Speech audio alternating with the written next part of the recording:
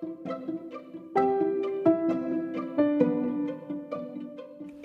is the Milo Sweet Podcast, where you'll learn to get unstuck. Start now. Conquer life's challenges by learning to do difficult. Find quick and clever ways to overcome. Wait, did you think life was going to be easy? Remember, all of your excuses are now dead to me. Let's get started.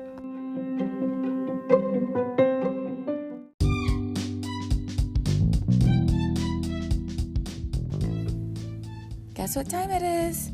It's time for you to hit the subscribe button and find just 1% that you think will benefit from this. But if you're feeling a little generous, right? Or you're super free with your time right now, probably doing nothing because you're listening to this.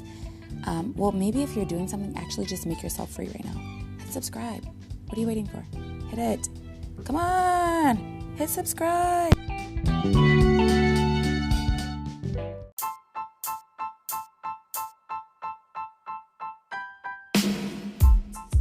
So, welcome to the Milo Sweet Podcast, Dwight. Thank you so much for joining me. Let's hear a little bit about yourself. Well, I'm, as you can hear from my accent, an Australian, and I'm living in Germany. I've been living here now for nearly 20 years. The reason why I came out here, my mother was German. She naturalized to Australian before I was born. But I've always had a strong connection to the country. My father was Polish. That's why my surname is Stephen Boniecki. And so I've had a contact with Europe ever since I was a little boy. And I grew up in the Apollo era. I remember vividly watching Apollo 17 on television and my father taking me outside and pointing to the moon and asking me if I could see the astronauts on there. And of course, I lied and said I could, even though I just saw the moon.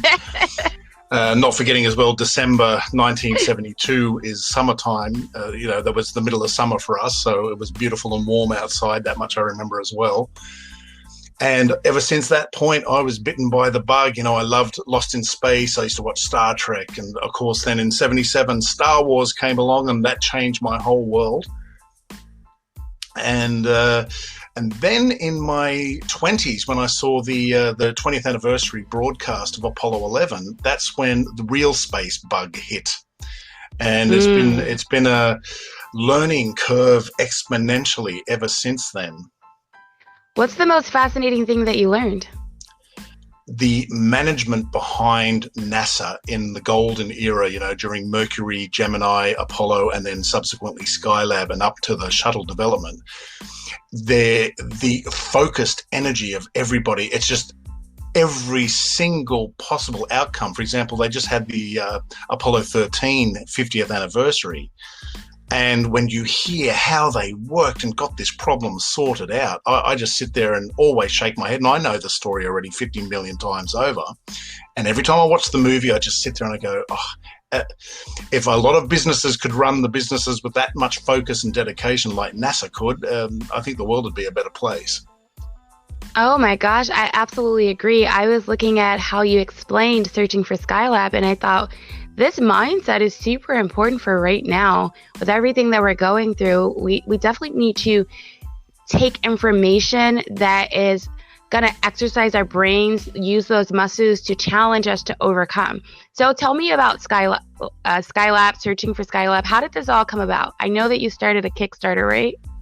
Correct. Well, it actually goes right back to 1979. That was the very first time that I can remember hearing about Skylab. And going to school in Sydney, there was a little poster in the principal's window which mentioned Skylab is going to crash and possibly in Australia. And I was like, oh, what's Skylab all about? And of course, in the days leading up to the impact, there was the media frenzy. Everybody in the US, in Canada, in Europe were paranoid that Skylab was going to crash on their heads. And so it just went berserk in the middle of 1979. Now, I'll have to explain a little bit what Skylab is. And that was America's first space station. And it was built on modified Apollo technology. And it originally came under the banner Apollo Applications Project. And that was devised by George Low, who was with NASA, who thought after the moon landing program had finished, if they did not have another program to jump to, all that knowledge and effort in getting the Apollo moon rockets would be lost.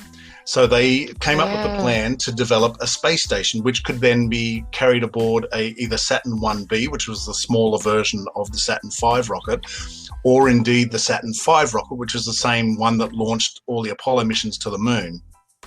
And in May of 1973, we're coming very close to the anniversary, they launched Skylab unmanned, and forgive the sexist terminology. It seems to be ingrained in discussion about space that you just say manned missions and everyone says it, and they've tried to find alternatives. It just doesn't work. So manned it is.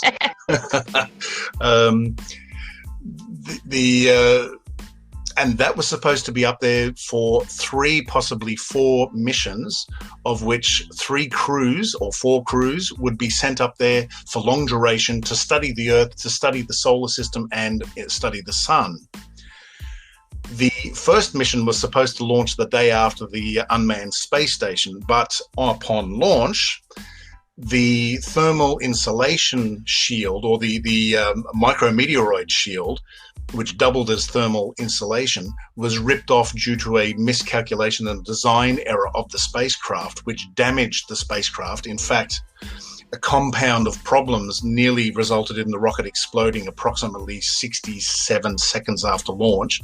The micrometeoroid shield was ripped off 64 seconds after launch, plus minus of 1 second.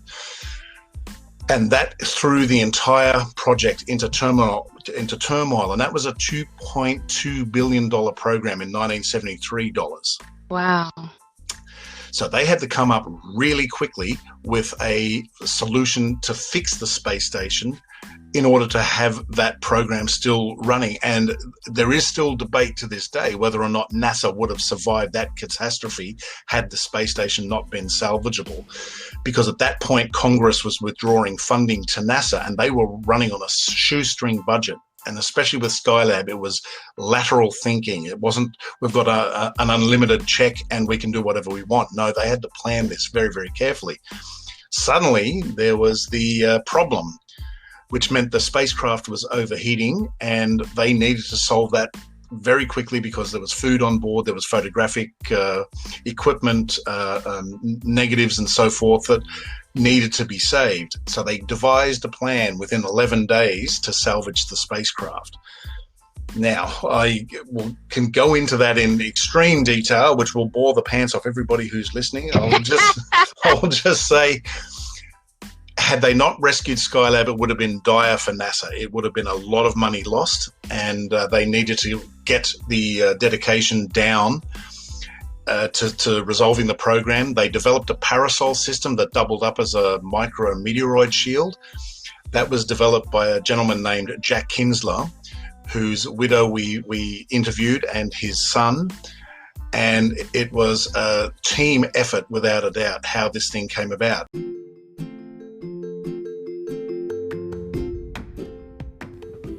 All right, that's another episode in the books. Hello? Hello? I said it's over. Why are you still listening? Like, seriously, the episode is over.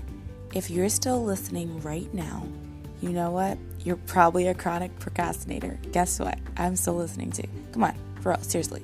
We gotta go do something productive. No, like, for real. No, for real, for real. Okay, you can keep listening.